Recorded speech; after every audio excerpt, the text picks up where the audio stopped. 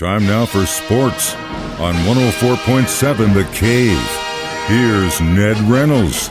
Mike, the intern Ned Reynolds, freezing our butt off on a Thursday morning. So the Kansas City Chiefs finally announced yesterday that, yes, in fact, a lot of the starters are probably going to be sitting on the sideline cheering on the practice squad and some of the backups, which is definitely due. That's one thing that didn't get talked about enough this season is how a lot of the times the Chiefs faced opponents that had a day, 2 days, sometimes 3 days of rest.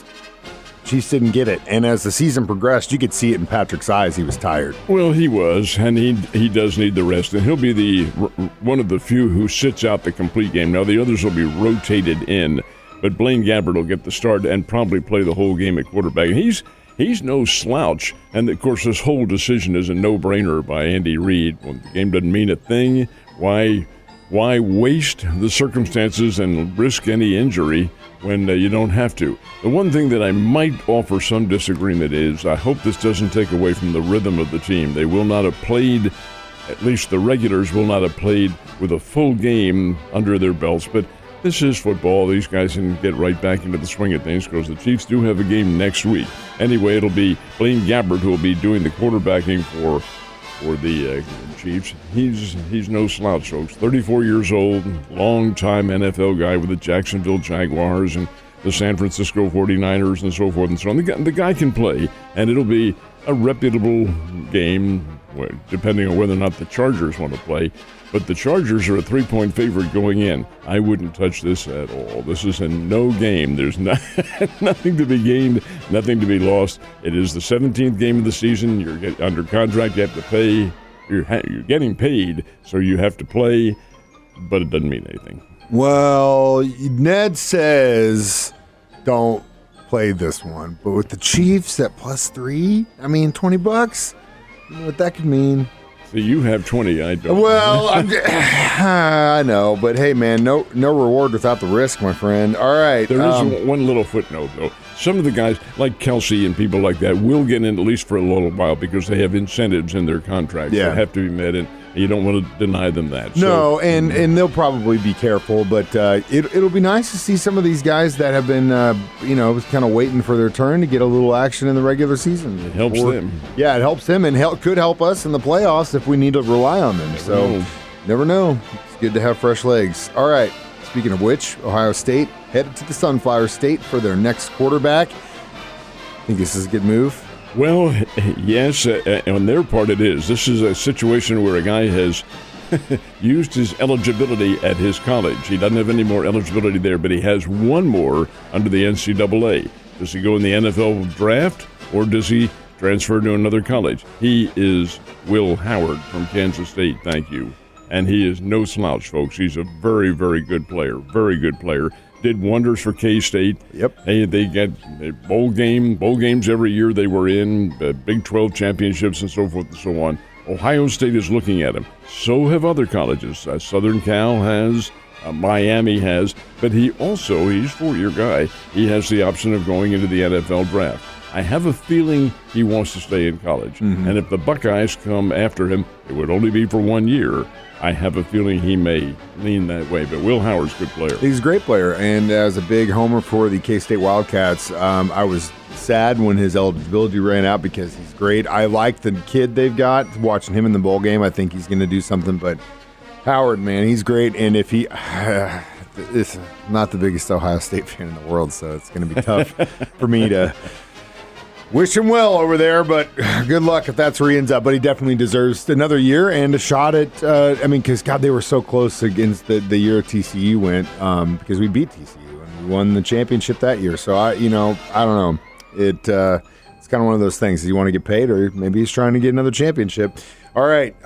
Winter Caravan announced this week who the players are going to be coming into town next week. It's during the Tournament of Champions is when they'll be here. This is the Cardinals Caravan that you're talking about, and it will be here in Springfield on January the 12th. That is a Friday. The Tournament of Champions runs the 11th, 12th, and 13th, and they being the Cardinals, always can introduce to the crowd the Great Southern Bank Arena. Anyway, this will be a noontime event at the Bill Rowe Training Center at Hammons Field. The public's, of course, invited to it. And then these players will be introduced at the probably at a juncture of one of the Tournament of Champions games. Brendan Donovan coming down. He's been down here before. He played with the Springfield Cardinals.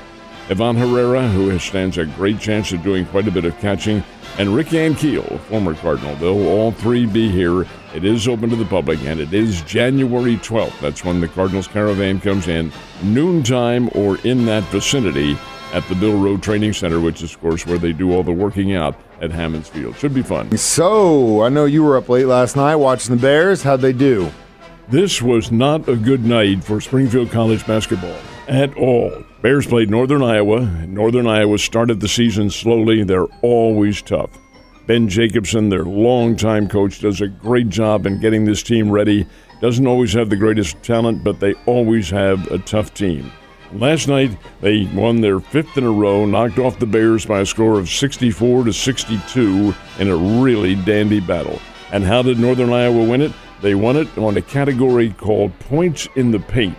Now, for non-basketball fans, the painted area is the foul area where you go underneath. It's points underneath is what you're getting. And the Bears usually dominate in that category. They did not last night.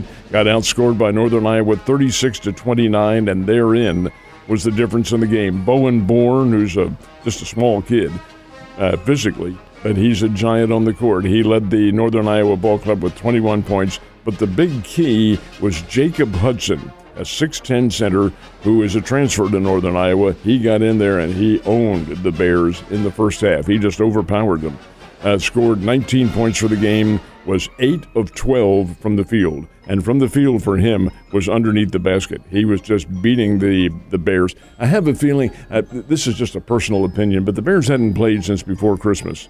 And I wonder if that didn't come back to haunt them just a little bit, and maybe a little bit rusty and not ready for the competition. But regardless of that, Northern Iowa has come on. They're playing very well. Their record is now 7-7 on the year, and they're going to get a lot better than that. 64-62. They beat the Bears. Bears play Saturday in Peoria against Bradley.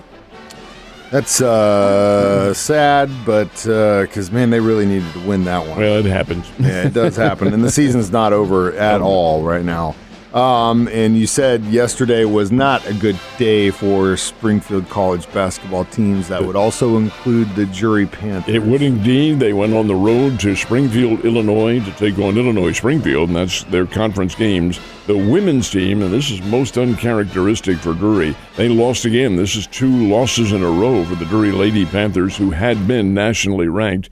And Illinois Springfield beat them 88-79, outscoring Drury 34-14 in the fourth period. Women's basketball, folks, is played in quarters and not in halves as the men play. And in the fourth quarter, Illinois Springfield just put it to them and outscored Drury and outscored them big time. The men's game was a close one all the way, but Illinois Springfield won that one as well, 79-75. So a double loss for Drury on the road at Springfield, Illinois, and that's hardly encouraging and certainly not the way you want to start the new year at all. What's going on with the Lady Panthers? It's definitely a change. Of course, they have a new coach, and the chemistry, I think, isn't quite there yet, but I really think it will be because they have the makings of a pretty good team. However, you have to play together. It is TEAM and not one person. Very true. And last but not least, the Missouri State Lady Bears didn't play yesterday, so they didn't win or lose, but they are playing again soon. They play tonight, as a matter of fact, at the Great Southern Bank Arena, 6:30 game, and in all honesty, I don't want to put the pressure on anybody, but this is a game the Lady Bears should win. They're playing Valparaiso. The Lady Bears are 7-3, 1-0 in the Missouri Valley Conference. Valparaiso, 1 win, 9 losses on the year, and in their losses, they have been smoked pretty good. They're 0-1 in the conference. This should be a win for the Lady Bears. It is 6:30 tonight at the Great Southern Bank Arena, and now with the new year, Mike, things are really getting underway, and that boiling cauldron of college basketball is boiling at big time. It's going to be a lot of fun. Ned, you have a wonderful Thursday. Get some sleep, and I'll see you tomorrow.